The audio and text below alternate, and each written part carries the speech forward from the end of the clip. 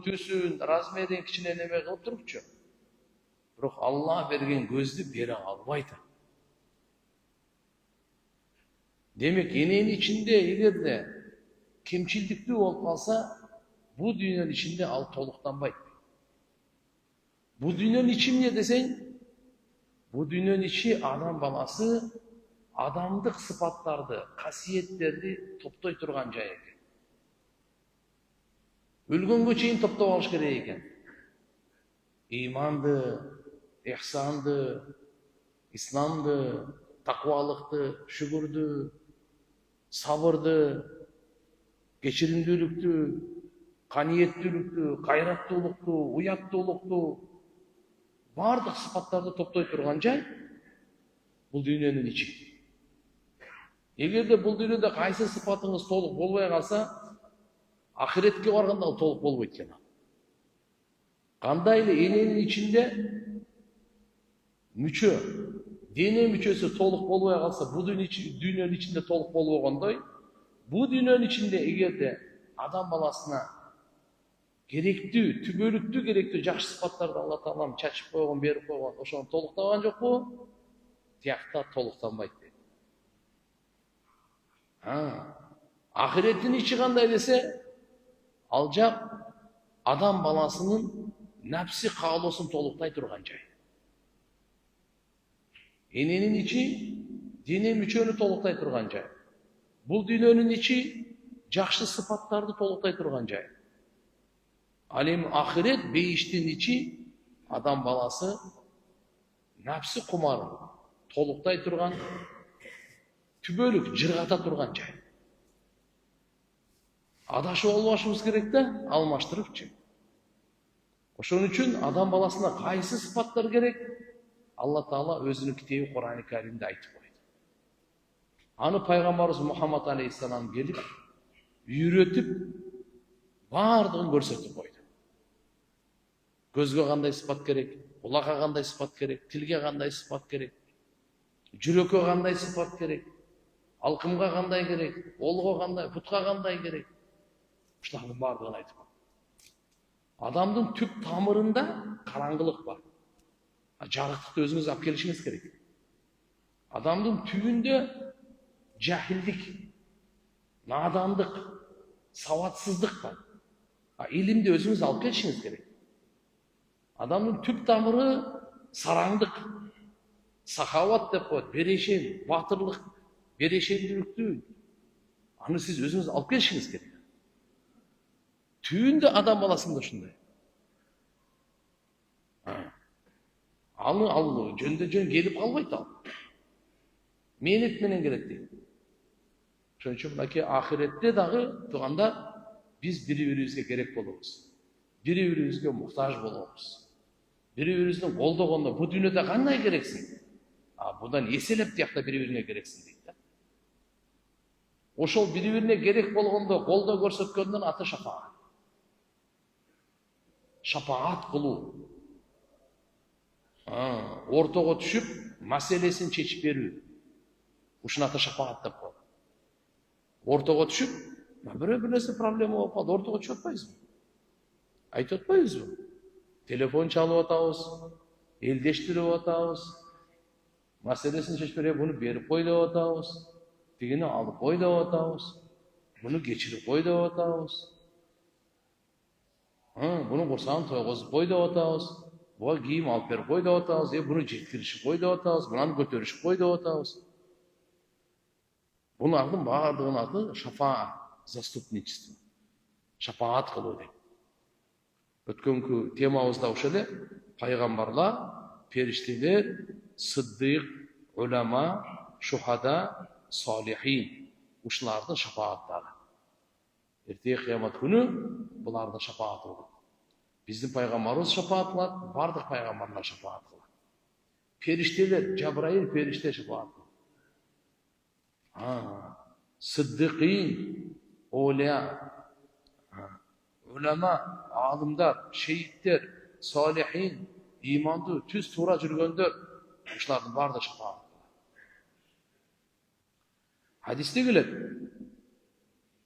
Пайгамбар саллаллаху алейхи ва саллям айтат: فيقول الله تعالى شفعت الملائكة وشفع النبيون وشفع المؤمنون ولم يبقى إلا أرحم الراحمين.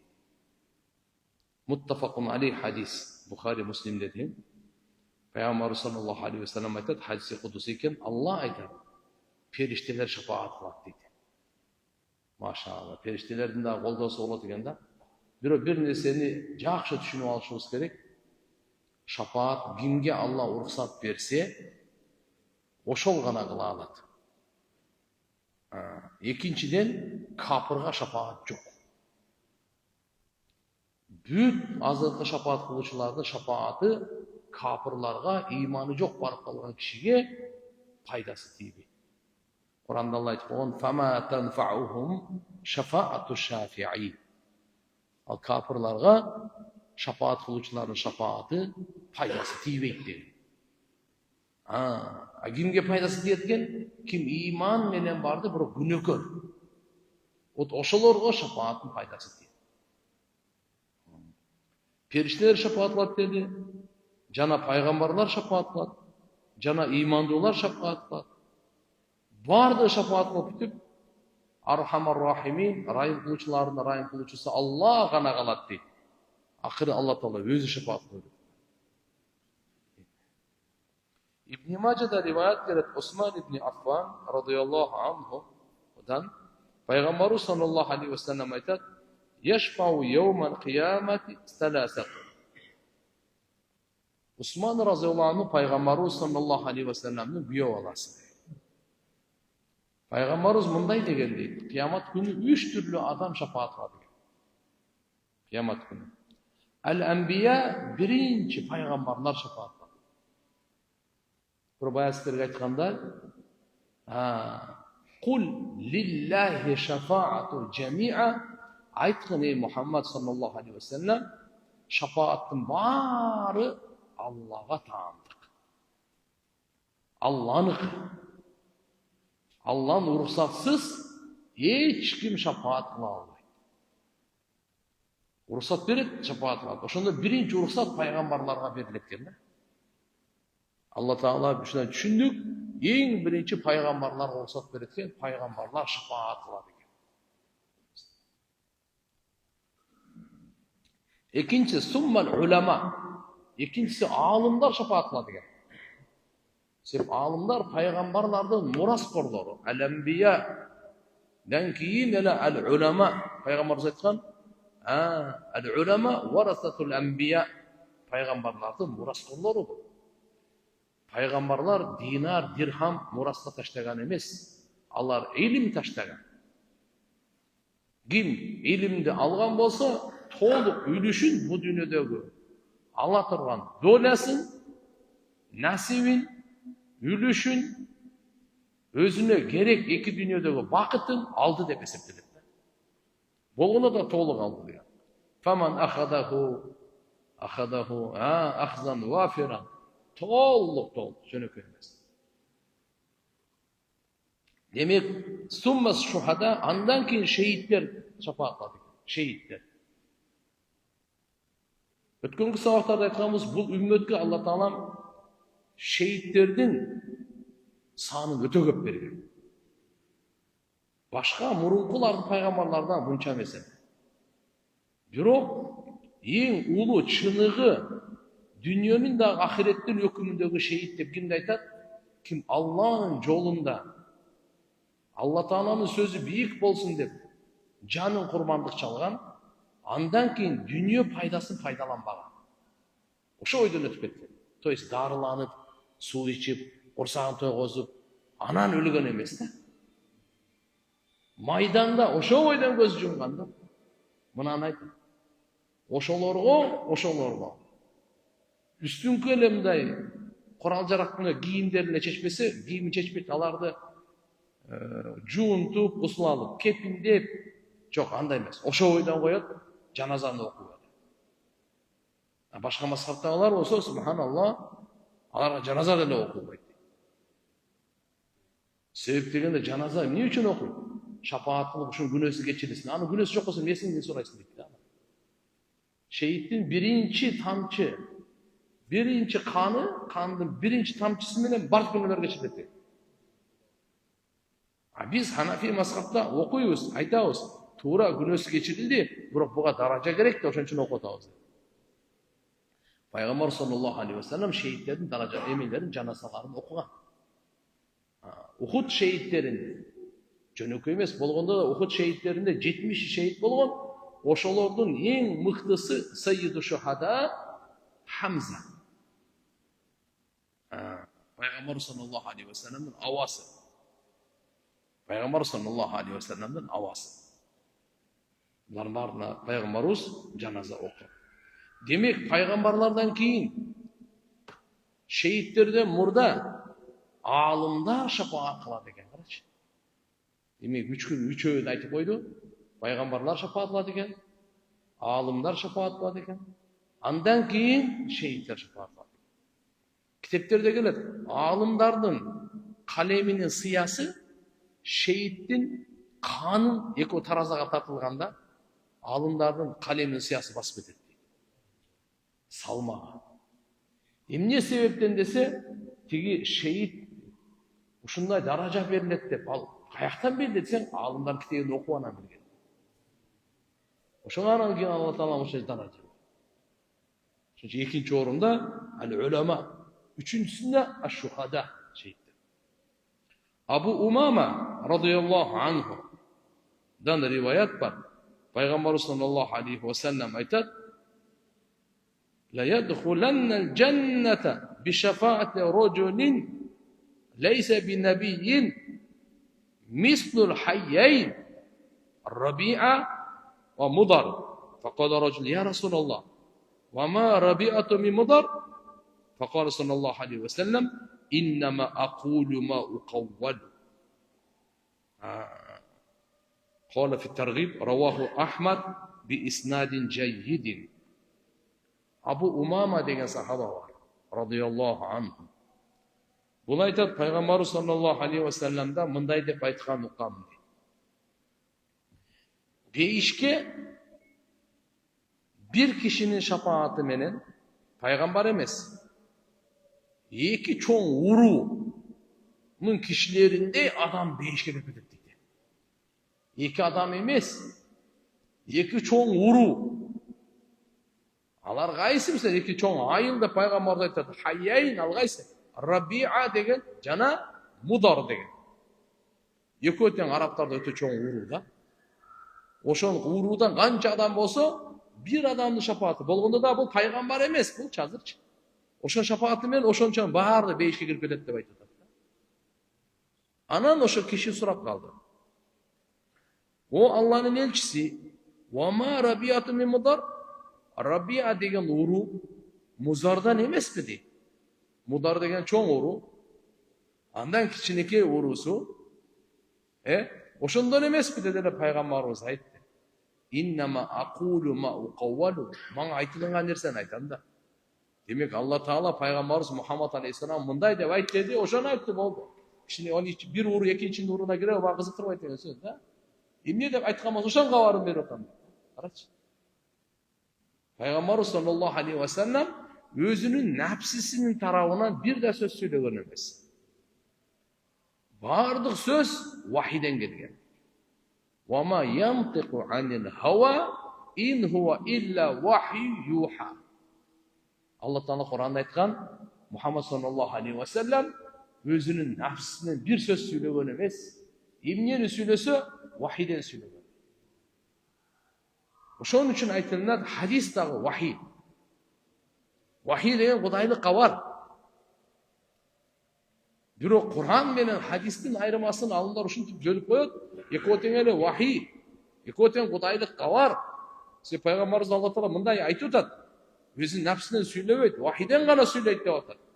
Пайгамбарыбызга пайгамбарчылык келгенден тартып дүйнөдөн кайтканга чейин бардык сөзү вахи. Албетте Куран окула турган вахи матлу. Хадис вахи гойру матлу. Тилават кылынбай турган вахи.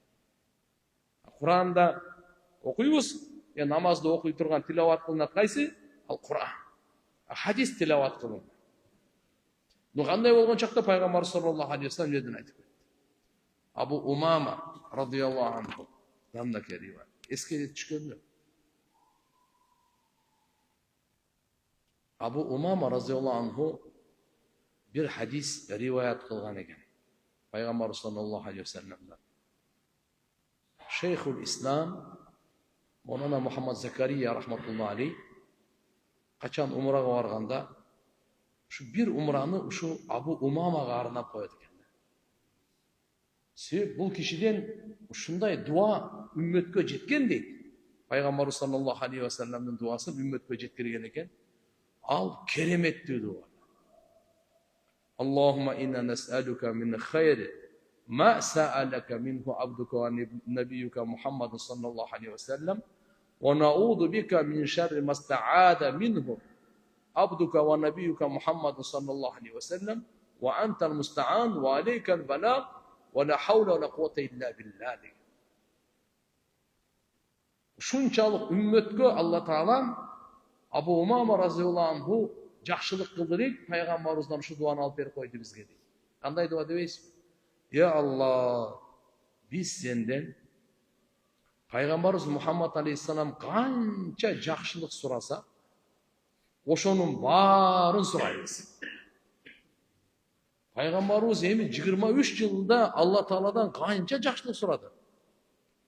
Bizde mümkün emes de anday suray albayız. Birok şu sözde ayıp atağız Allah'a, ya Allah, Peygamberin, penden, Muhammed sallallahu aleyhi ve sellem senden kança жақшылық suragan bolsa, oşonun barın surayım. Anın barın sen bilesin, Peygamberimiz bilir. İkincisi, ya Allah senden, senin kulun jana Peygamberin Muhammed aleyhisselam kança jamanlıktan pana tilese. 23 yılda Peygamberimiz kança jamanlıktan pana tilegen. Bizde mümkün emes bütkül ümmet anı biz ayıp pana tileye albayız ançan. O cahil ayıp koyuyoruz da ya Allah'ını sen bilesin, Peygamberimiz bilet. Oşonça jamanlıktın barından biz de pana tileyiz degen duada karaç. Oşon üçün Mevlana Muhammed Zekeriya Şeyhül Hadis rahmetullahi aleyh şunday hadisi karaç, hadisi barıktağanlar bilet kalar. Şunday dua ümmetke belek kılıp verildi dep oşonun akısına maşallah bir umra kılıp koyatken, tavaf kılıp koyatken. Abu Umama'dan.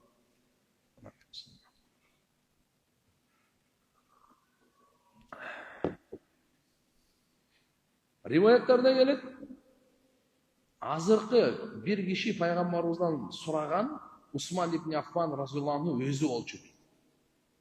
Demek Peygamberimiz aytıp koyuyor. Ertege kıyamet günü özü peygamber emes. Bir kişi iki çoğun ayıl çoğun uruğunu şafaat kılıp beyişke alıp köpetledik da. Bir kişi. Allah Teala muşunçalık maşallah emal jönökөй kişi bolboyt da. Kança degen anın imanı, kança degen anın amalı, kança degen ihlası, kança Allah menen baylanışı var. Kança Allah Teala'ga bu jagımdı, süykündü, Allah'a jakın pende. Oşondoylarga Allah subhanahu wa ta'ala uşunday mümkünçülük beredi. Bolboso bu mudar degen uru öte çoğun uru bu. İkincisi nake aysa eken Rabi'a. Tabarani'de rivayet gelir. Bul da Abu Umama'dan. An Abi Umama radıyallahu anhu enne Nebiye sallallahu aleyhi ve sellem kal yedhulul cennete bi şefaati racülin min ummeti aksaru min adad mudar ve yeşfa'u racül fi ahli beytihi ve yeşfa'u ala kadri amalihi. Karanız. Tabarani'de rivayet gelir. Abu Umama radıyallahu anhu'dan Peygamberimiz sallallahu aleyhi ve sellem bakar değişke girip benim ümmetimden bir kişinin şefaati menen mudar uruzunun sanından köp adam girip deyip karaca. Alar milyon degen kişi de ama. Demek bir kişi maşallah kança min degen gerek olsa milyon degen kişiye şefaat kılsa da kıla alat degen de. Allah Teala'nın beslenme. Bir kişi şefaat kılat deyip özünü iyi biliyorsun da baracak aslında. Biri jana şefaat kılat ala kadri amali deyip жакшы амалына жараша шапаат кылат экен. Тугандар, биз демек жакшы амалды көп кылышыбыз керек экен. Жакшы амалды көп кылышыбыз керек экен. Ошого жараша Алла Таалам эртеге сизге, бизге ушунча көп аракет кылды, мээнет кылды деп туруп, шапаатын Алла Субханаху ва Таала акысын берет экен шапаат. Жакшы амалга жараша деп. Ала кадри амали, амалына жараша.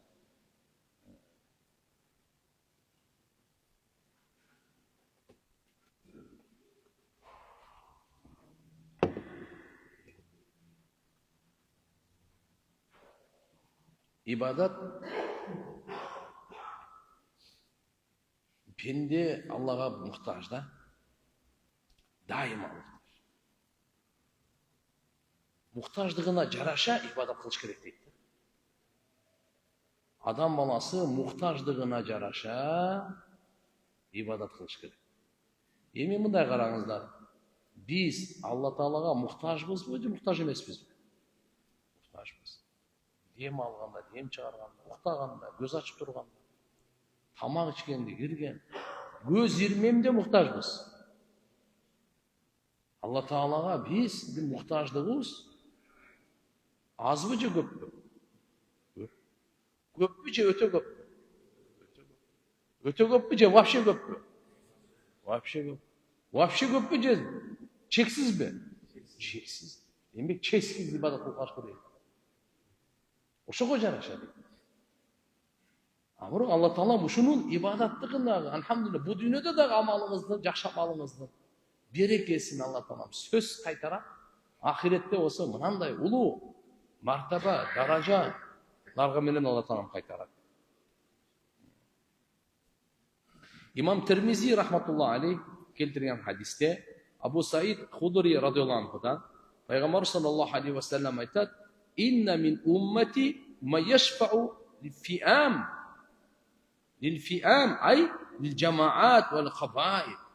Пайгамбар айтат: менин үммөтүмдөн ушундай киши да болот дейт, бир чоң жамааттарга шафаат кыла турган, чоң урууларга шафаат кыла турган. Ва минхум ма яшфау лил-кабила, кичине урууга шафаат кылгандар да болот экен.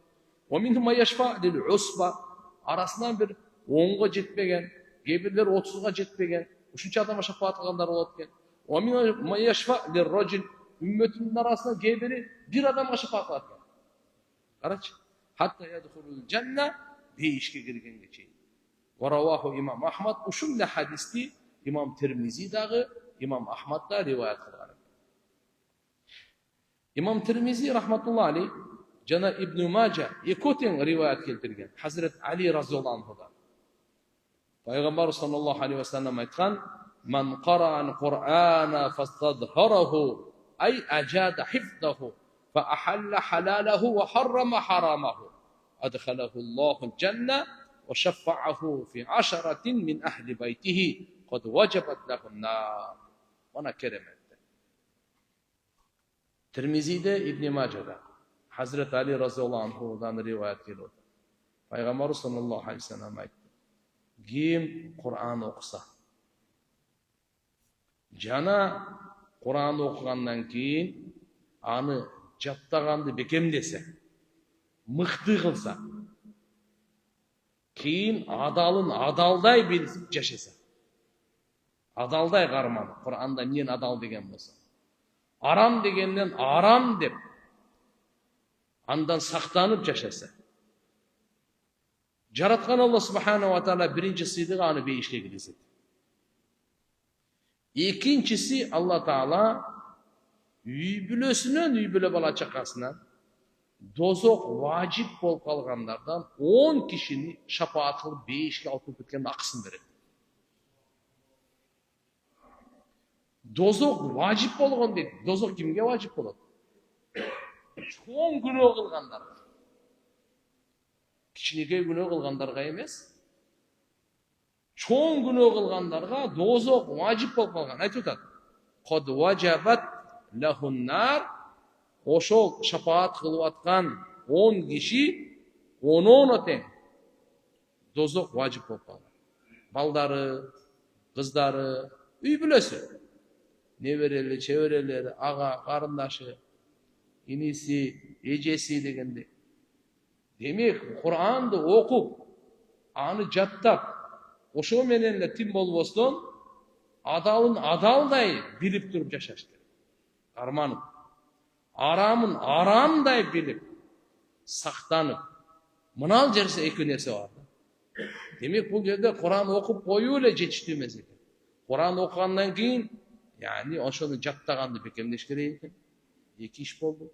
Үчүнчүсү мына эми амалга келгенде адалын адал, арамын арамдай бөлүп туруп, адалын аткарганга, арамынан сактанганга. Мына ошондойго сый Алла Таала өзү бейишке киргизет. Пайгамбар саллаллаху алейхи ва саллям айтып атат. Экинчиси, дозок важип болуп калган туугандарынан, үй бүлөсүнөн 10 кишиге шапаатка Алла Таалам укугун берет экен. Канча кишиге? Демек, ушул жерде ар бирибиз көз коркок болуп атып, Куран жаттайды өлгөнгө чейин. Сиз азыр бүгүн бир аят эле жаттаңыз. Эртеге дагы бир аят. Көп эмес. Бирок убактыбызды эмне үчүн биз текке кетиребиз? Ар бирибиз Куранга кызыгуу, Куранды сүйүү, Куранга убакыт бөлүү. Куран сизге только жакшылык менен гана кайтарат. Эселетип кайтарат. Бардык жакшылыктарын алхамдулилlah ишин ачып берет. Жүрөгүңүздөн тартып, бейишиңизге чейин. Курандын берекесин таасир. Ошон үчүн эң биринчи Курандын тамгасын үйрөнөлү. 28 тамгасы бар. Bir тамгадан үйрөнсөк, bir айда тамгасы бүтөт экен. Кошсок, 2 жумада кошкону бүтөт экен. 2 айдын ичинде Куранды уже жөнүнө окуп калат экенбиз. Акырынан жаттай бере турган болсок, 1 жылдын ичинде канча деген сүрөнү жаттап салат экенбиз. Алла өмүр берсе, 5-6 жылдын ичинде Куран жарым тияк бияктан бир топ аяттарын жаттап салат экенбиз.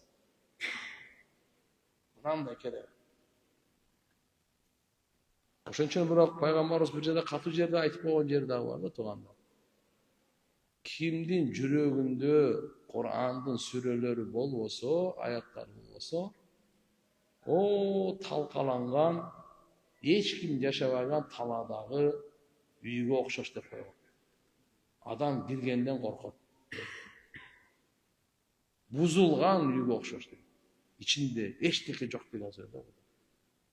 Bir kişine aura, bir kişine mınday beypillik, rahatlanatып. Ошондой болуп калбайт. İbn Majada rivayet келет. Анын экинчиси эстеген. Колубуздан келсе, балдарыбызды, кыздарыбызды каргылай. Биринчи өзүңүздөн баштайбыз. Биринчи эле балдарыңыздан, кыздардан баштабаңыз. Биринчи өзүңүздөн баштаңыз. Биздин бир жаман адатыбыз бар. Ошол шайтандан келген. Bir nese dese men o çoğ atam oldu olgun, tayata oldu olgun. Al jolu süzüyor tamam. Sen ne? Tarak bilesin mi? Usuldu bilesin mi? Namazdı bile, Fatihan jattagansın mı? Şu men kızımında, men balamında, mayli alar özünün kalırına. Sizge emniyet, sizge kadar. Maşallah, bırak birinci orun biz özümüz turuşuruz gerek. İkinci anan elhamdülillah beni bala çakama. Tuğanların baldarın karığı koyuyordu. Nerelerdi, kızları da Kur'an jattırıp koyuyordu. Kandaydır bir günөөбүздүн себебинен Кудай сактасын, Алла кармап отурган болсо, мыналар шафаатыя буйруп. ورواه ابن ماجه عن انس رضي الله عنه قال قال رسول الله صلى الله عليه وسلم يصف اهل النار فيمر بهم اهل الجنه فيقول الرجل منهم اي من اهل النار يا فلان اما تعرفني Peygamber sallallahu aleyhi ve sellem aytат, dozоктуктар сап-сап болуп турат экен. Алардын алдынан бейиштиктер өтөт экен. Бул дагы бир сый да. Dozоктуктар эч кыймылдабай туруп турушат. Бейиштиктер түп-түз бейишке кирип кете берет. Элестетип көр. Бул да ада алам деп коет го. Арман дейт го. Ошон үчүн капырлар армандайт да, кандай армандабайт? Аттин кап биз мусулман болгонубузда деп. Качан?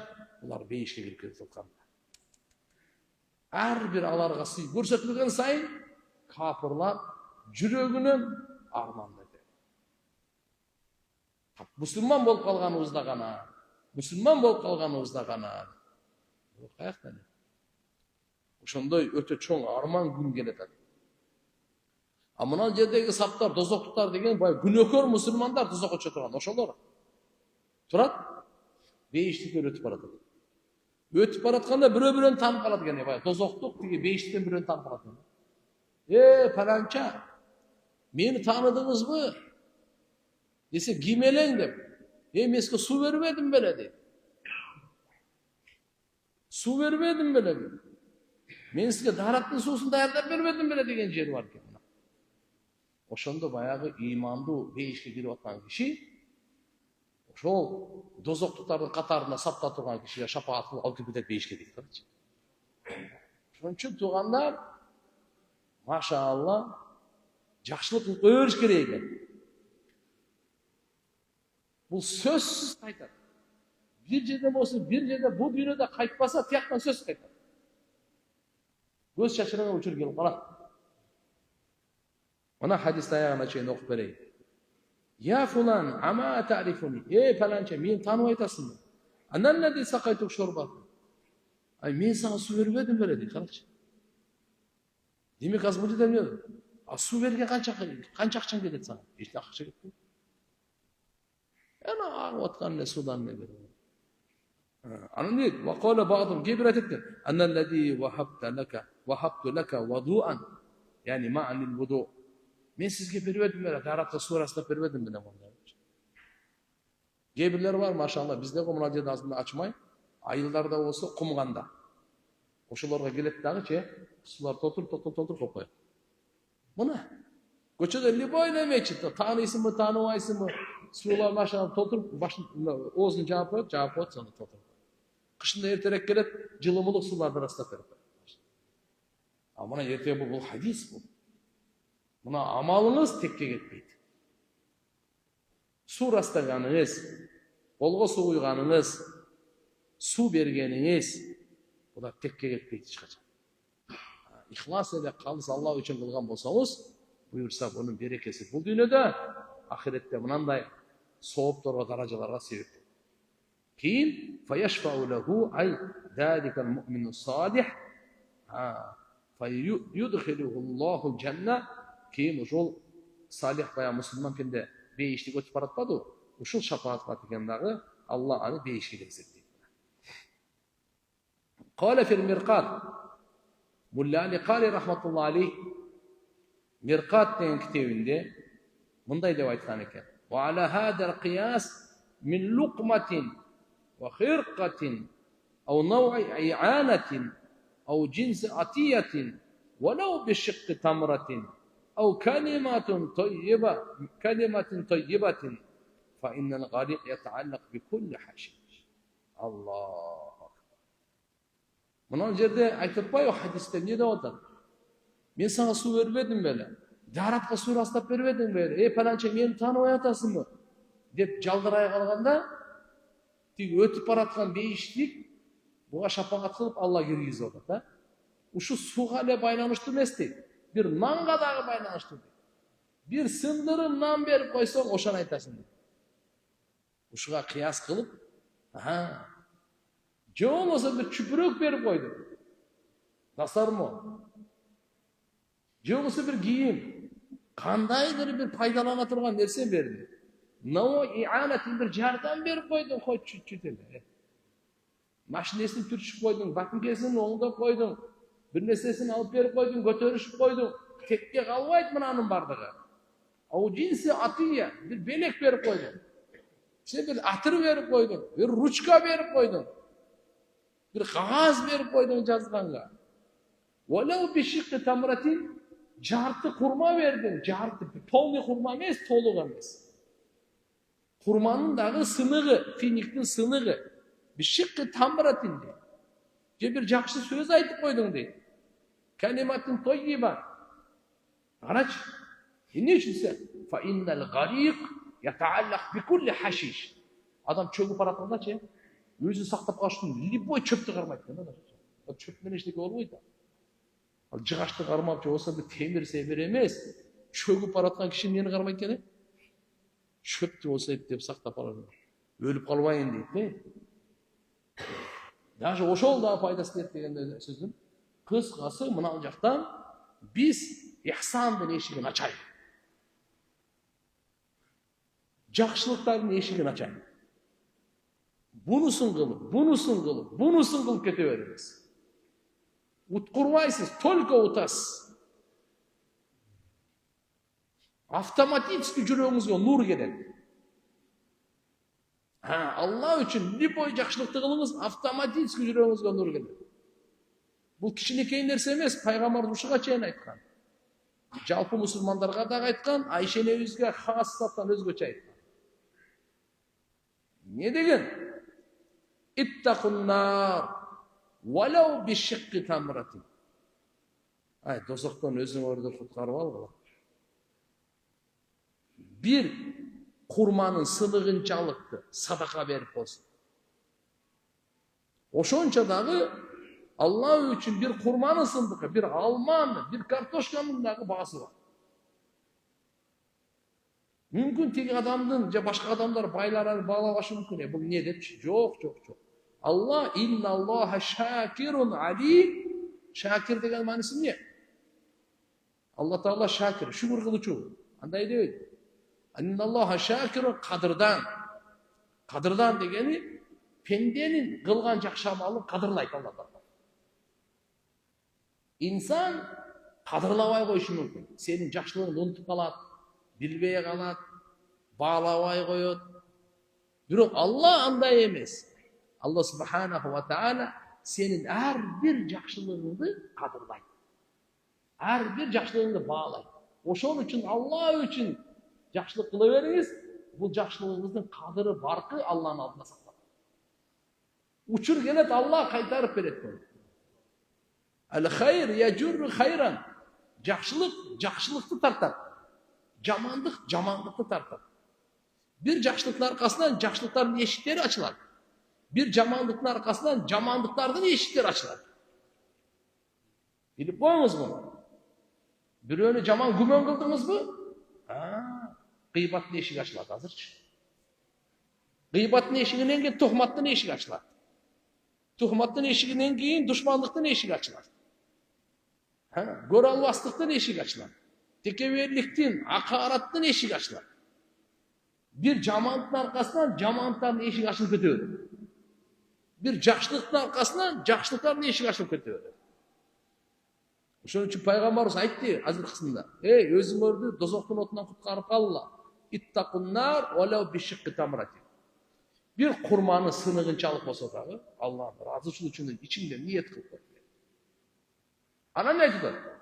Fa illem yecid. Egerde tapmasa, jartı kurmanı sadaka kılганга da жок болсун. Ne? Fa bi kalimatin toyyibah. Anda jakşı söz menen özüңdү дозоктун отунан куткарып кал. Карачы. Jakşı söz, fa innal kalimatu tayyiba sadaka. Jakşı söz dağı sadaka eкен. Jakşı söz dağı sadaka eкен. Oşon üчүн mına jerdeki azırkı aytıp atkany Mulla Ali Qar rahmatullah aleyh hadistige kıyas kılıp aytıp atar. Kıyas degen salıştırmalуу aytıp atar. Hadiste oşo ekole geldi. Hadiste ana İbn Majah'da gelgen anası radhiyallahu anh'da hadiste bul kaysı geldi? Men sana su vermedim bele. Men sana Daratqa surasida bermedim bele degen geldi. Bitti. Ekole aytkan. Ana allazi saqaytuka sharbata. Wa qala ba'du ana allazi wahabtu laka wadu'an. Awşa qiyas qılıp barliq jakşılıkты eseptep koydu. Summa qala wa fihi tahrid ala al-ihsan ma'al muslimin. Peygamber sallallahu aleyhi ve sellem bu жерден musulmanlarga jakşılık kılууга ündep atar deydi. Ne var eкен? Musulmanlarga jakşılık kılууга ündep atar. Kızıktırıp atar. Oşogo türtüp atar. Musulmanlarga jakşılık kılуу. Жакшылыктын любой түрүн кылып бер, курга албайсың. Мечитти шыпырып койсоң дагы, даратканын тазалап койсоң дагы, жөн эле сиз өтүңүз деп койсоңуз дагы, жылмайып койсоңуз дагы, кичинекей бир нерселер менен дагы Алла Таала пайгамбарыбыз айткан: "Ла тахкиранна минал ма'руфи шай'a". Жакшылыктын аны сен акарат кылып, ла тахкиранна, акарат кылба деди да. Минал ма'руфи шай'a, жакшылыктан кичинекей дагы шай, бул өтө кичинекей, калинан болсо дагы, макул, сагира, кичинекей болсо дагы, аз болсо дагы, аны акарат кылып таштап койгон. Акарат кылып таштап койгон. Сен каяктан билесиң? Именно кыямат күнү ошол кичинекей жакшылыгың күнөөңүн кечирилгенине себепчи болуп калышы. Мисалы, алымдар айтышат, мечитке кирип келдиң да. Кирип келсең, намаз окулчу. Фарыз башталып калды. Уже рукуга жетпей калдың. Биздин динибизде ким рукуга жетсе, рекетке жетти деп аталат. Ман адрака рукуа, факат адрака ракаа. Ким рукуга жеттиби, ошол имамга чогуу жетип калсаң, ошол сен эсебиңде болот. Хорошо?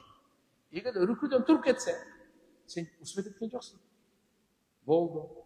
Рүкү турганын каяка барат имам? Саждага. Эми ал саждага сен барсаң, сага эсептелбейт. Түшүнөсүзбү? Сиз все равно салам бергенден кийин туруп, канча жетпей калсаңыз, ошону толукташыңыз керек. Бирок алымдар айтат, тура бербе дейт. Намазга кир дагы, имам турганга чейин күтпө дагы, саждага бара бер, эсептелбесе дагы дейт. Бирок ошол сажда билбейсиң сен. Мүмкүн ушу менен Алла кыямат күнү сени күнөөңдү кечирип киргизип берет. Мүмкүн ошол саждага Алла Таала сени күнөөңдү кечирип киргизип берет. Каяктан билесиң? Ошо. Ошо иншалла жакшылыктын эшиктери бардыгы ачык. Биз колдон келишинче күн сайын жакшылыкты көп кылганга аракет кылып калайлы. Ушунун бардыгы ахиретте Алла Таалам эсеп этип берет. Мындай жакшылыкты бардык мусулмандарга кылыш керек. Ла сияма ма'ас-сулаха, өзгөчөчү имандууларга, намазкөйлөргө, ошолорго өтө жакшы кылыш керек. Карылар бар, алымдар бар, биринчи сафта багымдат намаз окугандар бар, тахажжуд окугандар бар, дайыма Куран окугандар бар, дайыма зикир чалгандар бар. Өзгөчө. Особенно ошолорго внимание кылып коюш керек экен. Ошолорго жакшылык кылыңыз, аларга жамандык кылбаңыз. Алла Тааланын вали аулиялары ким менин досума душмандык кылса, ал мага согуш жарыялаганга барабар деген. Ошон үчүн мусулмандарды эч качан жүрөгүңүздөн душман тутпаңыз. Өзгөчө алымдарды, катасыз алым болбойт. Одум ошондой эле карыларды катасыз болбойт. Катасы менен адам. Катасыз ал адам эмес. Же ал пайгамбар же периште. Вал мужаласату ма'ахум, алар менен отургула. Жакшы адамдар менен отурсаң,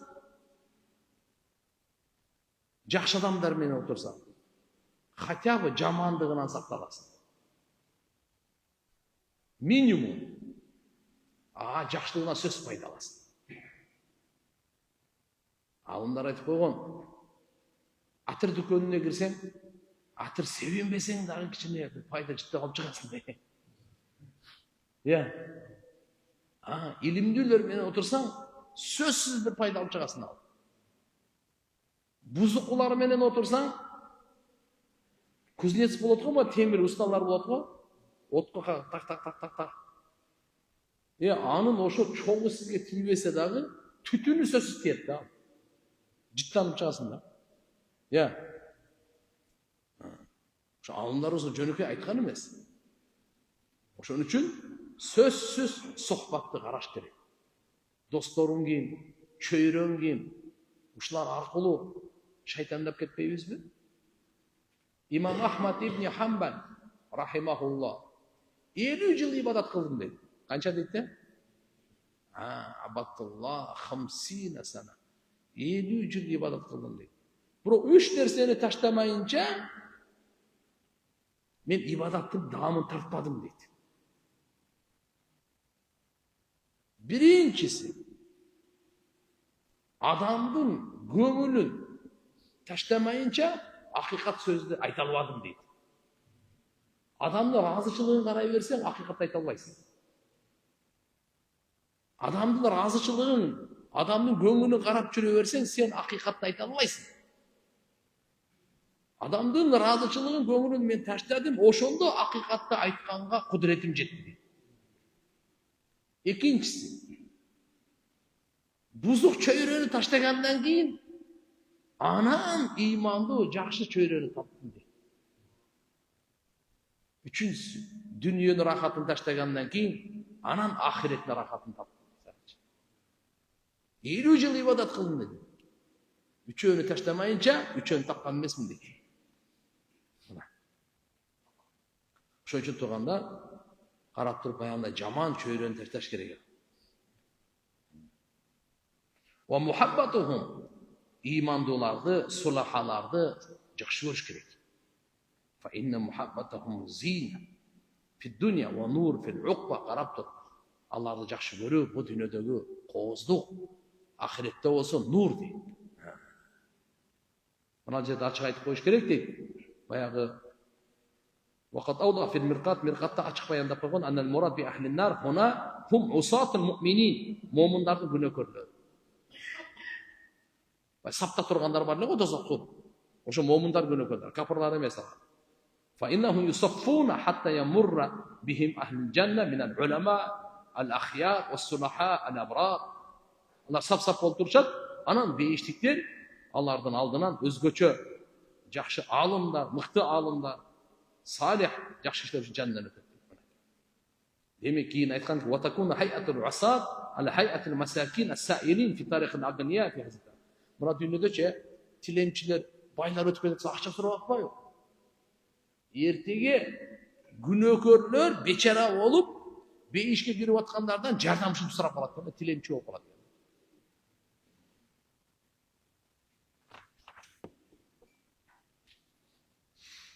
Allah subhanahu wa ta'ala Kur'an-ı Kerim'de aytat: "Ba'da'udhu billahi mineşşeytanirracim ve uridu ala rabbika saffan laqad ji'tumuna kama khalaqnakum awwala marra bel za'amtum an lan naj'ala lakum maw'ida." Manisi annal ibad yu'raduna ala rabbihim. Ertege pendeler Allah Teala'nın aldığında sunuştalar. Şekeden sap-sap bolup birden görsettiler. Ошондо кафырларга хашар кыямат күнү тирилгенди четке каккан кафырларга айтылат экен. Лaqad ji'tumuna, силер азыр келдиңер биздин алдыбызга. Кама халакнакум awwala marra. Биз силерди алгач кандай жараттык, ошондой келдиңер. То есть биринчи жолу силерди жаратканыбызда жылаңаш жаратканбыз. Эчкимдин кийими, пут кийими жок болчу. Сүннөткө отургузулуп алган абалда жаратканбыз. Кудду ошондой абалда келесиңер. وَلَيْسَ مَعَكُمْ شَيْءٍ مِمَّا كُنْتُمْ تَفْتَخِرُونَ بِهِ مِنَ الْأَمْوَالِ وَالْخِدَمِ وَالْحِشَمِ. Караңыз. Силер менен бирге силер кыйынсынган мал мүлкүңөр, кызматчыңар, жардамчыңар болбойт силерге. Жалгыз келесиңер. Орун басарың менен зам, помощник, советник, балаң, аялың, досуң, жок, кийимиң, байлыгың, алтының, машинең, атың, жалгыз кандай жаралсаң бу дүйнөгө, кудум ошондой келесиң. Эчтеке сен менен бирге болбойт. Топу жок, саат жок, эчтеке жок. Дос чар жок. Жалгыз келесиң. Allah subhanahu wa ta'ala aytқан: "Ва нахшурухум." Biz алардын баарын кабырдан тирилтип алып келебиз. Ва лам нугадиру ахада. Minhum ahadan. Qarab tur. Алардын бүрөсүн да кабырда таштабайбыз. Бир да адам кабырда калбайт, бардыгы тирилип Алланын алдына барат. Эми айтып, бал заамтум аллан naj'ala lakum maw'ida. Силер мындай деп ойлодуңар. Дүйнөдө да мындай деп айттыңар. Заамтум ва антум фи дунья аллан naj'ala lakum waqtan li hisabikum wa suwalikum. Силерге эсеп китеп, силерге сурактын убактысын биз дайындабайбыз деп ойлодуңар. Оюңар кам.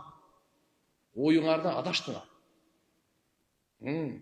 Биз силерге убакыт дайындап койгонбуз. Эсеп китепке, суракка кыямат күндө дайындап койгонбуз. Ошого силер ишенген эмессиңер. Мына бүгүн эми көрө берем. Ошон үчүн туугандар биз жашообуздучу түбөлүктүү бейишке мына кичинекей жашоодо рисковать этпейли. Уткузуу беребиз тууган. Эми азыр мисалы эки нерсе болушу мүмкүн да, кабырда ахиретте биз айтып аткан болуп калышы мүмкүн, болбой калышы мүмкүн деп кой. Мисалы кафирлардын айтканына караганда. Болбой калганда биз уткурбайбыз. Болуп калса сен өлдүң анда. Конкурстан эсеп китеп болбой калса, мисалы биз даярданып бирөөгө жамандык кылбай жашап бардык деп кой.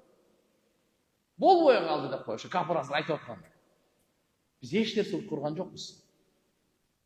Бирок эми биз айтканды угуп турсак, ал жерде эсеп китеп болот. Ар бир сөз, ар бир амалга. Болуп калса эми сен эмне болду? Куруп кетесиң да. Ошон үчүн кичин жашооңдо рискке салба. Көрөп борбу жокпу билбейм, давай деп рисковать этпе. Кыска жашоону, түбөлүктүү жашоонун ордуна рискке салба. Уткузуу бересиң. Коркунучтукка салбаш керек, андай болбош керек. Акылдуу адам андай кылбайт. Эсеп китеби менен айтып аткан бул хак. Куран айтып атат, Куран. Хадис айтып атат биз. Жомок эмес да бул, жомок эмес. Бул эртеге боло турган нерсени Алла кыямат күнү чагылтырып берип атат көз алдыбызга. Аны уккан жокмун дебе. Түшүнгөн жокмун дебе. Тагабул сүрөсүндө мындай: Za'amalladina kafaru an la yub'athu. Qul bala wa rabbi latub'athunna thumma latunabba'unna bima 'amiltum wa dhalika 'ala Allahi yasir. Kafirlar aytышат дейт. Кайра тирилүү жок нерсе дейт. Эч качан кайра тирилбейбиз дейт. Бул кафирлардын заамы, алардын ишеними, алардын көз карашы айтканы. Za'amalladina kafaru an la yub'athu. Эч качан тирилүү жок деп айтат да алар. Өлдүң, бүттүң, жер менен жексен болуп кеттиң, топурак айланып кеттиң, чирип кеттиң, бүттү, кайра тирилүү жок дейт. Алла пайгамбарыбызга айтат: "Кул, ey Muhammed айтып кой." Бала деген сөз менен. Эмне үчүн кайра тирилүү жок экен, Сөз бар. Ва робби. Алла пайгамбарыбызга айтып атат: "Ва робби, мен робума касам" деп айткан. Жөн эле айтпаган. Касам деп айткан.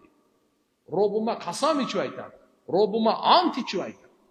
Латубасунна, силер сөз кайра тирилесиңер. Мына сөз.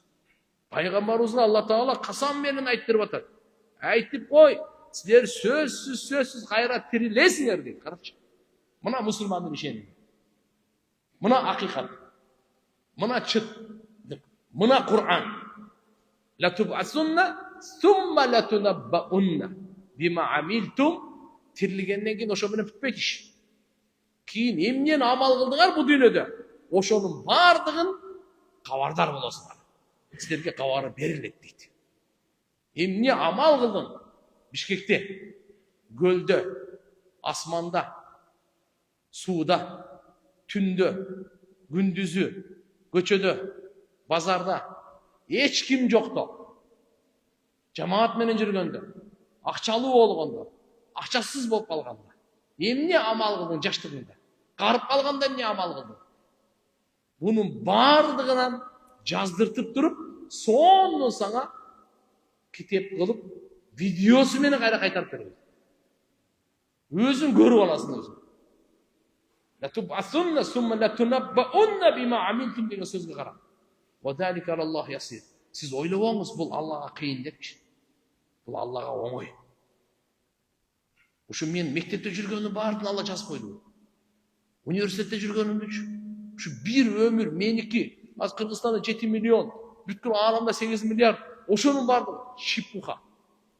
Бардыгын Алла субханаху ва таала периштелерди дайындатып койгон, күн сайын жазылып атат. Бир эмес, 2 жолу. Бир күндө канча жолу? 2 жолу. Багымдатта бир, асырда бир. Тик. Китеп расталып атат. Китеп дайындалып атат. Ошонун бардыгы мага берилет. Атаңыздын китеби өзүнчө, апаңыздын китеби өзүнчө, аялыңыздын китеби өзүнчө, сиздин китебиңиз өзүнчө. Аялыңыз не амал кылса өзүнүн китебине жазылат. Сиз не амал кылсаңыз өзүңүздүн китебине жазылат. Балаңыз, кызыңыз бир амал кылса, ар кимдин китеби болот.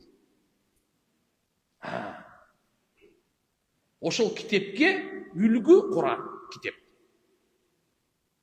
Ана Алла субханаху ва таала айтып койду да: "Иқра китабак кафа би нафсика ал-йом алейка хасиба."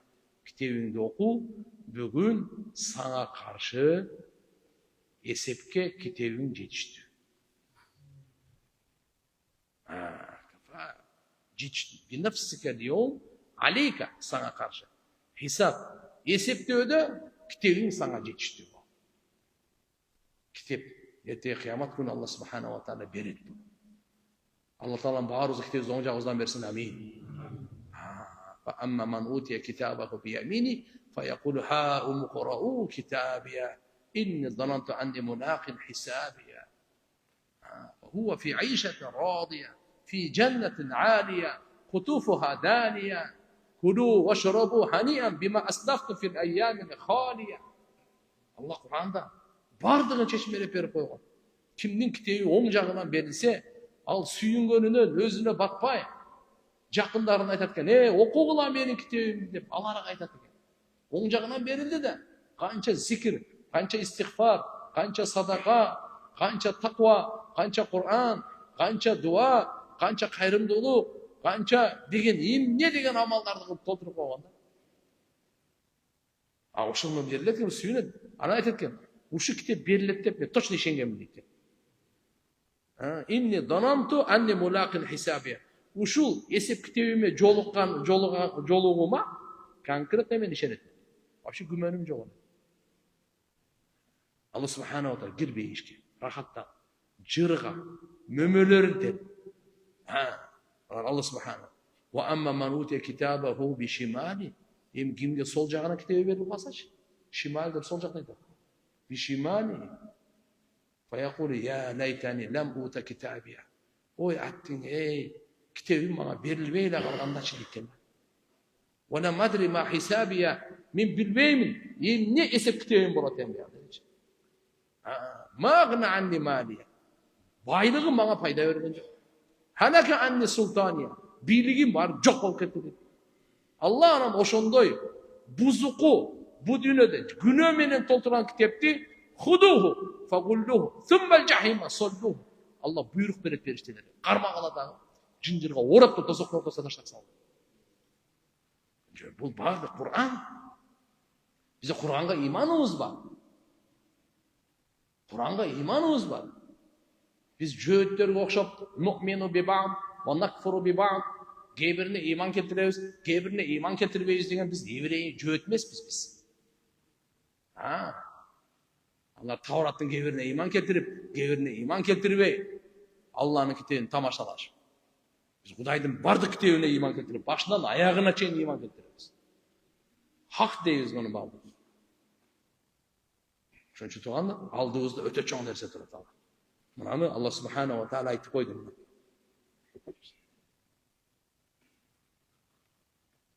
Дайламидин риваятында ва Ибн Мунданыкында Муаз ибн Джабал радıyallahu anhu'dan rivayet var.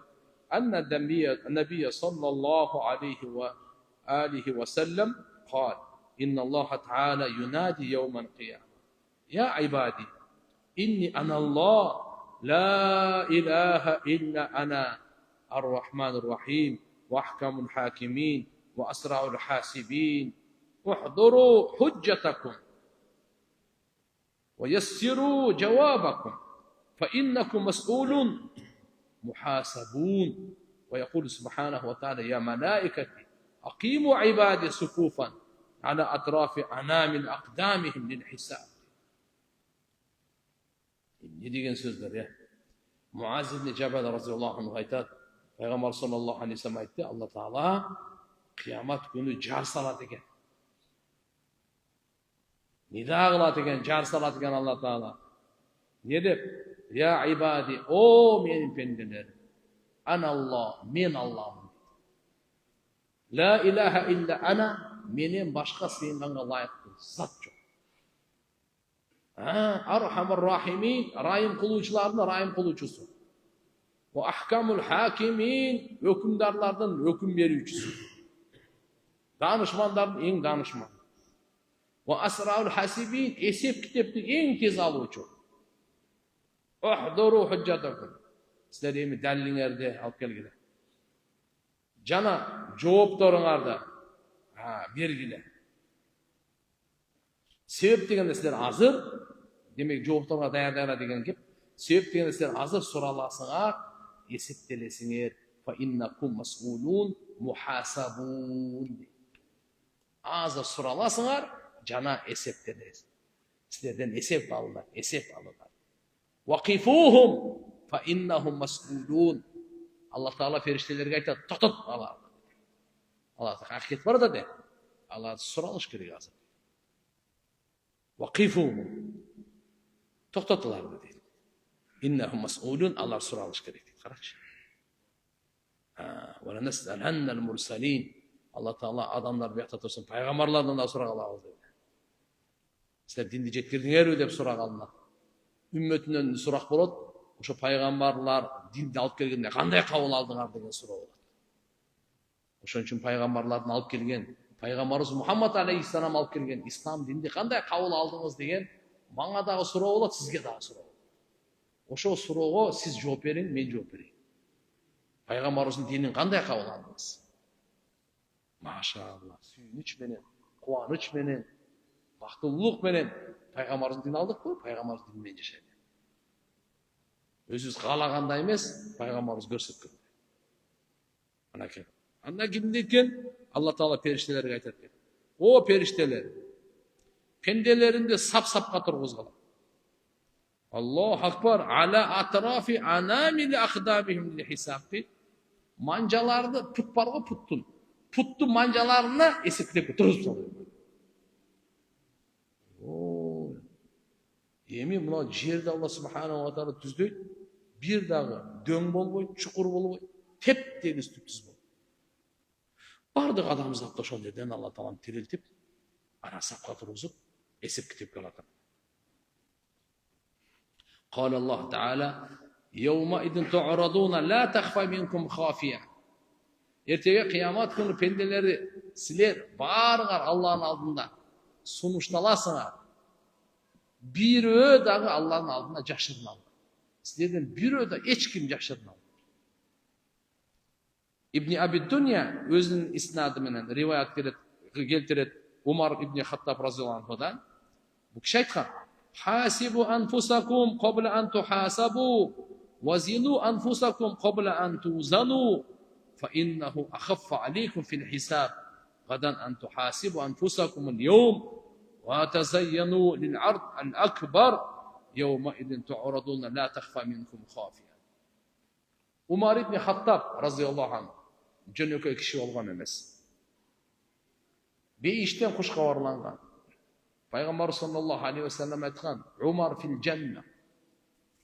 Umar beyişte dedi. Umar radhiyallohu anh. Egerde menen keyin bir payg'ambar bolsa, o'zi hech kim payg'ambar bolboydi. Biroq egerde bolsa Umar bolmoq degan. Raziyallohu anh. Jönökö sahaba emas da. Amirul mu'minin, mo'minlarning amiri. Payg'ambar sallallohu alayhi vasallamdan do'sidagi, qaynatasidagi. Абу Бакр Сыддык разияллаху анхудан кийин мусулмандардын амири халифасы Умар ибн Хаттаб разияллаху анху. Пайгамбарыбыз айткан, Умар кайсы коктуда жүрсө шайтан аерде вообще жок деген. Адамдар, жиндер биякта турсун, шайтан качып кетип калган. Шайтан коркот эле Умардан. Бу кишинин кайраттуулугу, чечкиндүүлүгү 10 жыл башкарган. 10 жыл башкарган. Бардыгы Меккеден көчкөндө жашыруун көчүшкөн. Умар разияллаху анху ачык көчкөн. Каабага барып 2 рекет намаз окуп, Курайштын менмин деген атка минерлерине кабырларга айткан. Угуп алгыла, мен Меккеден Мединага хижрат кылып кетип атам. Себеп ким хижрат кылса аркасынан түшөт эле да булар. Өлтүрөт эле, кыйнайт эле, азаптайт эле. Мен кетип атам. Түшүндүңөрбү? Мен кетип атам. Баарына жарыя кылган, ачык кылган. Мекке тоолуу жер, Меккечи. Кимдин апасы ыйлаганды, бала чакасы жетим калганды кааласа, мына тоонун аркасынан келип мага жолуксун деген. Кимиңер кааласаңар, ошо апасы менен демек өлгүңөр келсе, мага жолуккула деген сөз да. Кимиңер өлгүңөр келсе, мага жолуккула деген сөздү айтты. Умар разияллаху анху ачык хижрат кылган. Кийин айтышкан, Умардын исламы фатх болгон. Карындашынын себебине исламга кирген.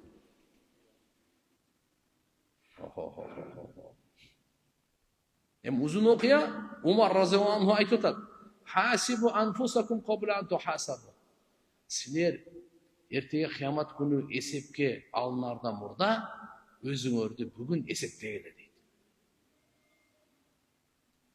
Хасибу анфусакум. Ар ким өзүн эсептесин. Мен өзүмдү эсептеп алайын. Сиз өзүңүздү эсептеп алыңыз. Ар бирибиз эртеге эсеп болот. Однозначно болот ал. 100ге 100%, грамм шек жок. Эртеге кыямат күнү Алла Таала эсептейт. Ошо эсептегенде мурда өзүңүз эсептеп алыңыз. 5 убакыт намаз барбы? Бай болсоңуз зекет барбы, жокпу? Рамазан айында Рамазан орозосу барбы? Мүмкүнчүлүк бар, ажыңыз барбы? Тилаватлы Кур'ан, зикр, садака, таквалык, кулк мүнөз, амал барбы же жок? Бүгүн эсептеп алың. Эсепке тартылардан мурда бүгүн эсептеп алгыла. Анан айтат: "Вазину анфусакум." Өзүңөрдү таразалагыла. Таразага тартылардан мурда эртең амалдар таразага тартылат да. Жакшы амалдар тартылат, жаман амалдар. Тараза бар. Кыямат күнү тараза бар туганда. Кур'анда ал-вазну яума идинил хак. Кыямат күнү тараза бул акыйкат. Fa amma man istaqulat mawazinuhu fa huwa fi 'ishatin radiyah. Wa amma man khaffat mawazinuhu fa ummuhu hawiya. Не деп айтып атат? Кимдин таразасы жакшы, сооптору көп болсо, ана жыргал жашоо ошону окуп.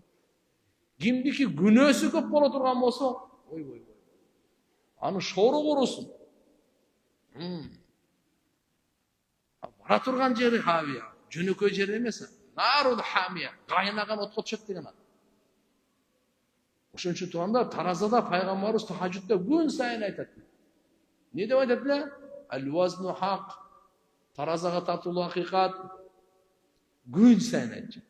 Умар ибн Хаттабтын сөзү ушул. Себеп эмне үчүн? Таразага өзүңөрдү тарткыла, амалдарыңарды тарткыла, тартылаардан мурда. Анткени бүгүн эсеп китепте жеңилиректи. Эртеге эсеп китеп алгандан. Ошондуктан жана өзүңөрдү чоң сунушка тазайюн кылгыла, даярдангыла деген сөз.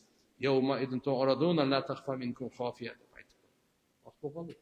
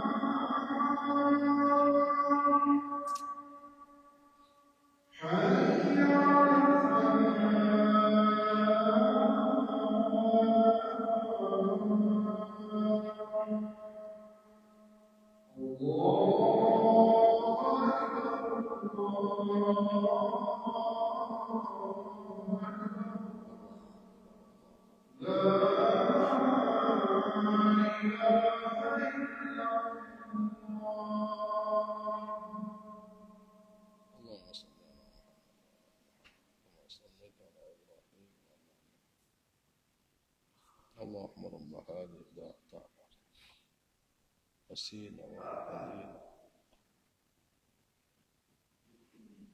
اللهم اسألك العفو والعافية يا الله.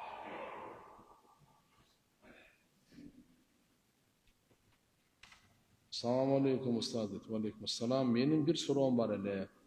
Atam meni iki balam menen turmuşka verip жатат. Kүйөө бала эки балаң менен алып жатсам, бир кой эле алып барабыз деп жатат. Ал эми атам эне сүтүнүн акысы үчүн да белек же 50 000 сом кой алып келсин деп жатышат. Шарият боюнча мындай учурда эне сүтүнүн акысы үчүн өзүнчө белек же акча мал талап кылууга болобу? Же күйөө тарап муну берүүгө милдеттүү? Же кандай? Бул маселеде ислам эмне деп жооп берип коюңузчу. Рахмат. Пайгамбарыбыз саллаллаху алейхи ва салламдын алып келген дини аябай жеңил.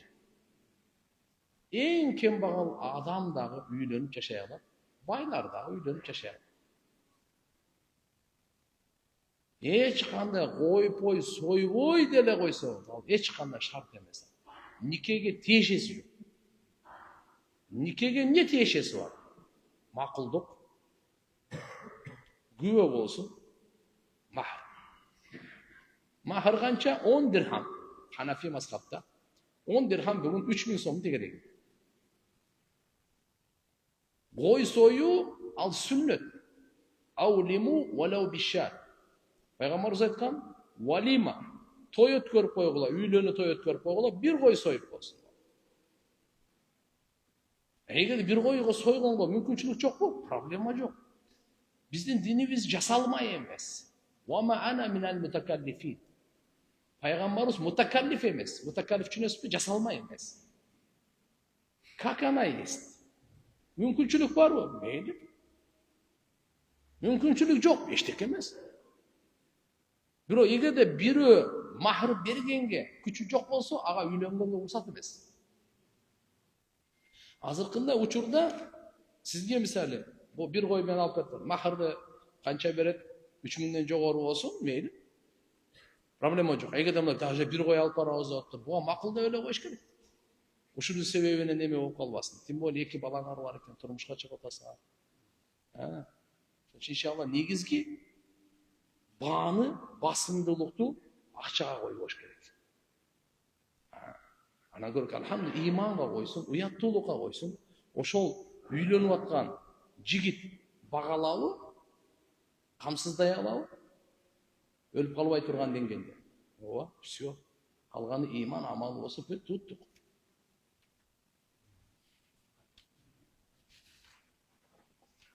Устаз, кыз кишинин орду үйдөгү, бирок кыз жер жүзүн кыдырганы алган алтын айтып жатышат дейт. Кичине түшүнүксүз жазбалар. Эми кыз кишинин ордун карап турабыз. Фатима разияллаху анха үйгө келгенде пайгамбарыбыз ордунда тура калат. Азважи мутахарат, пайгамбарыбыз жубайлар таң калат. Түшүнөсүзбү?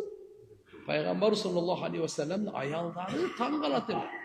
Фатима энебизге пайгамбарыбыз урматтап ордунан тура калат.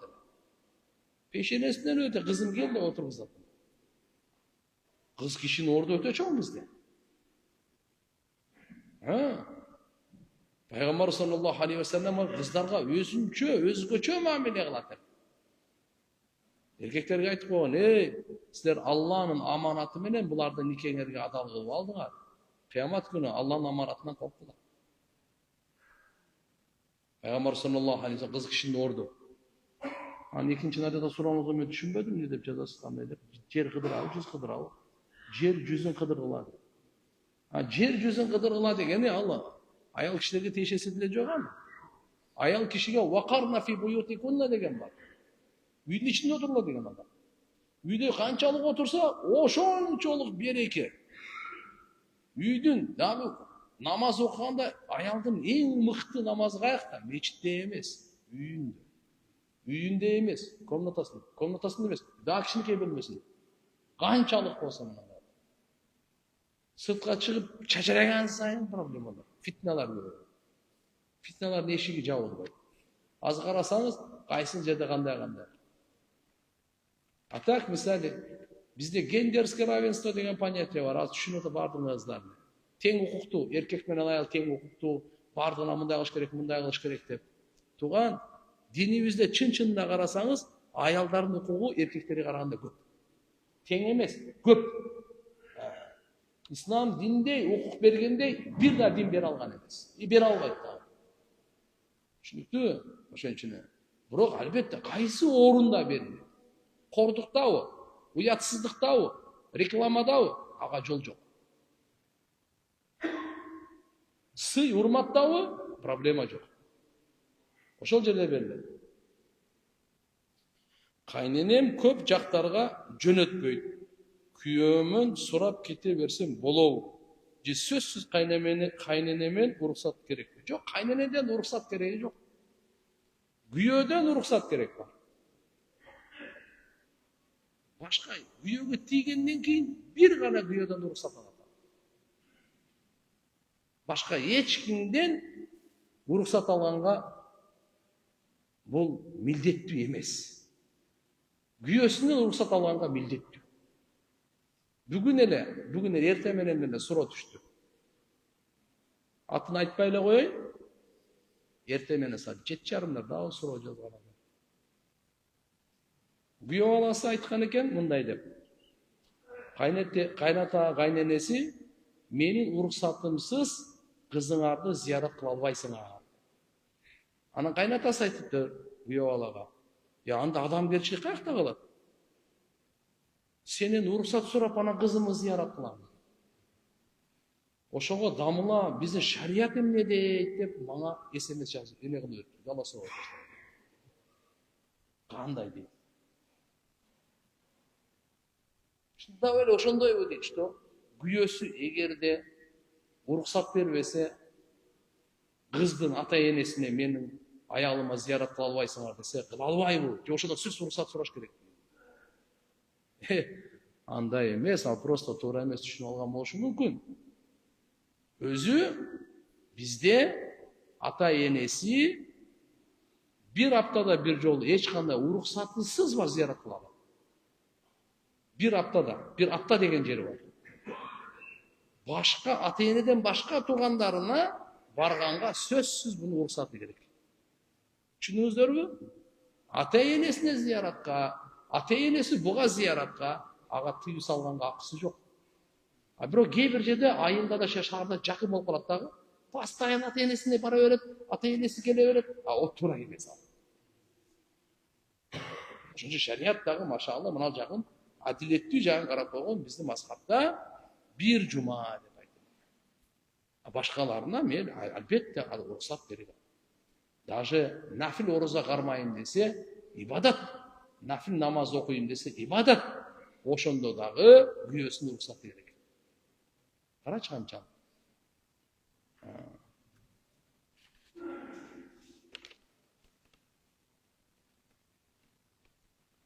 Менин иним асынып каза болгон. Анын шайтан азгырганбы же өзү каалап асынганынан билбей жатабыз. Ахирети кандай болот? 24 жашта эле. Эми Алла рахматына алсын.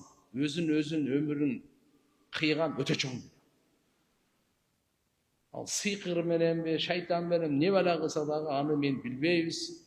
Алла билет, ошо пенде өзү билет. Бүгүн турмуштан тажап кетип, карызга батып, кыйналып кетип, кичине оорудан тигиндей кылып, өзүн өлтүргөн, өзүнүн жанына кол салган, билип коюңуз.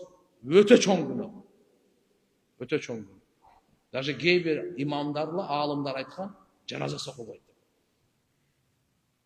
Бизде бирок мазхабта жаназасы мусулман болгосо эле болду. Окулат, бирок аалымдар, көзгө көрүнгөн казы, муфтилер, карлар барып окубасын. Жөн айылдагы жөнөкөй эле имам окуп койсун, жаназасы көмүлүп калбасын, ушундай деп айтып. Ошончо бүгүн стресс көп азыр. Нерв бардыгына ушулардын баарына. Булар эмне үчүн? Динсиздик. Амал жок, ибадат жок. Иман, якин, таква. Динден канча узак болсоң, ошончолук ушундай проблема болот. Ошончо иншалла туугандар келиңиздер. Жараткан Алла Таалам баарыбызга жары болсун. Анан кийин өткөндө да бир суроо келип калды. Ушу кездешип калат. Өтө катуу ооруп атат. Не деп коет? Искусственный дыхание эме коет, дем алат го. Ушу бечарады качандан бери жатат дем. Алып койсоң өлөт экен да. Ушу өзүнүн жанын кыйнап атат. Алып кое берейин. Жок. Угуңарбы? Мейли, алардын врачтардын көз карашы менен бул азыр уже оңолбойт. Уже канча күндөн бери искусственный дыхание менен кетип атат. Бирок өзү кыйналып атат, аябай кыйналып атат. Ошону алып койсок, тез эле өлүп калат дагы, жан берет, кыйналбай калат. Болбойт, дагы бир жолу болбойт. Ал кыйналган сайын күнөөлөр кечирилет. Ар бир мусулмандын дегени дем кыйналган сайын бунун даражасы күнөөлөрү кечирилет. А сен алып койсоң, ошону өлтүргөнгө себепчи болуп каласың. Ал өзүнүн убактысы бар, жүрөгү канчасы одан. Сен ошого себепчи болуп калба. Сен ал кыйналганда боору оорубай эле кой. Анын пайдасы ал. Анын пайдасы. Эгерде пайгамбарыбыз кандай ооруп өткөн дүйнөдө. Билесизби? Эсинен кетип калат эле. Кайра. Пайгамбарыбыз канча хадистерде айткан оорулуунун кандай фазилеттери бар. Мусулман адам ооруп өлгөнү, сиз ойлобоңуз ал кыйналып өлдү депчи, тазаланып өлдү. Не болуп өлдү? Тазаланып өлдү. Аллага жагымдан. Оорулуу адамдын дегени таспихти сообу жазылат. Буларга периште келип турат. Алланын райымы жаап турат. Как сен анан өлтүрүп саласың? Өзүнүн учуру бар, учуру келет алып. Алла Таалам баарыбызга иманды, ынтымактуу жашоо берсин. Субханака Аллахумма ва бихамдика нашхаду ан ла илаха илля анта настагфирука ва натубу илейк.